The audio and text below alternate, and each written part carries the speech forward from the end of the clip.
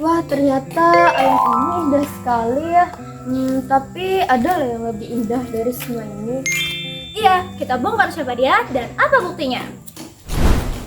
Kita bedah tuntas mulai dari pengertian hadis sampai contoh nyatanya. Perkenalan dulu dong, saya Siti Nur Ashifa. Saya Nur Alisa Prayana. Dan ini Saya Muhammad Anazam. Yuk langsung kita bahas makhluk terbaik ciptaan Allah.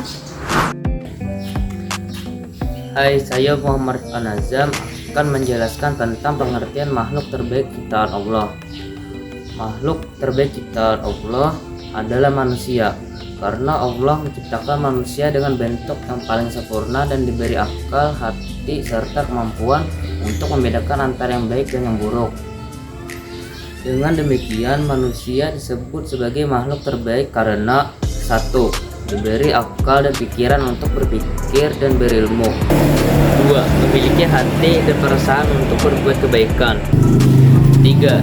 Dapat memilih jalan hidupnya sesuai petunjuk Allah. 4.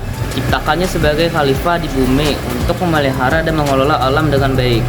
Jadi, makhluk terbaik ciptaan Allah adalah manusia yang beriman, beramal saleh, dan menjalankan perintahnya dengan sebaik-baiknya. Mungkin cukup sampai di sini dari penjelasan saya. Untuk penjelasan lebih lanjut berdasarkan hadis dan Al-Quran akan dilanjutkan oleh teman saya. Assalamualaikum warahmatullahi wabarakatuh. Sebelumnya perkenalkan, saya Siti Nur Ashifa yang akan membahas mengenai dalil nyata yang tercantum pada Al-Quran dan hadis mengenai makhluk terbaik ciptaan Allah. Nah, jadi dalam Al-Quran Allah berfirman dalam surah At-Tin ayat 4 yang berbunyi laqad khalaqnal insana fi ahsani taqwim, yang artinya sesungguhnya kami telah menciptakan manusia dalam bentuk yang sebaik-baiknya. Ayat ini menegaskan bahwa manusia adalah ciptaan Allah yang paling sempurna baik dari segi fisik, akal, maupun ruh. Kemudian dalam surah Al-Isra ayat 70 Allah kembali berfirman walaqad karramna bani adama. Ayat tersebut berarti dan sungguh kami telah memuliakan anak cucu Adam. Ayat tersebut menunjukkan bahwa Allah memuliakan manusia di atas banyaknya makhluk lain dengan memberikan kemampuan berpikir dan kehendak bebas. Selanjutnya pada surah Al-Baqarah ayat 30 disebutkan, ingatlah ketika Tuhan berfirman kepada para malaikat, sesungguhnya aku hendak menjadikan khalifah di bumi. Ayat tersebut menegaskan bahwa manusia dipilih menjadi khalifah atau pemimpin di bumi, sebuah kehormatan besar yang tidak diberikan kepada makhluk lainnya.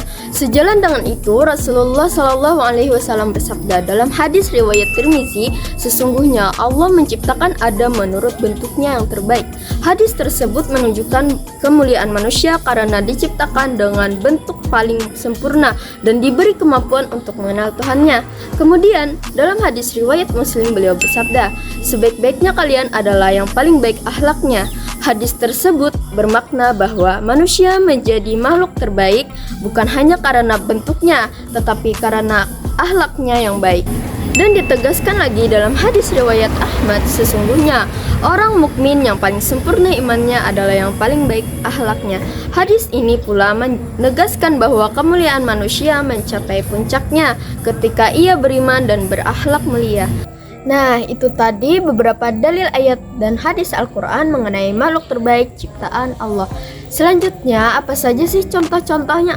Mari kita simak bersama mengenai pembahasan selanjutnya. Terima kasih Siti atas penjelasannya. Kita sudah tahu dasarnya. Sekarang mari kita lihat wujud nyatanya. Saya Nur Alisa Aprelana akan memaparkan 5 contoh makhluk paling mulia agar kita mudah teladani. Yang pertama adalah Nabi Muhammad SAW. Beliau adalah yang termulia. Pengertiannya adalah Sayyidul Kainain. Beliau diutus sebagai contoh nyata rahmatan lil alamin, berahmat bagi seluruh alam. Kedua, para nabi dan rasul. Mereka mulia karena dalam memuji ketabahan mereka, khususnya ulul azmi. Contohnya adalah keteguhan Nabi Ibrahim alaihissalam dan Nabi Musa alaihissalam dalam bertakwa. Yang ketiga, manusia yang beriman dan bertakwa. Secara pengertian, kita diciptakan ahsanut taqwim. contoh terbaik dari kemuliaan hati. Ini adalah Abu Bakar As-Siddiq. Keempat adalah malaikat. Mereka mulia karena ketaatan mutlak. Contoh paling agung adalah Jibril sebagai penyampai wahyu. Terakhir, manusia sebagai khalifah.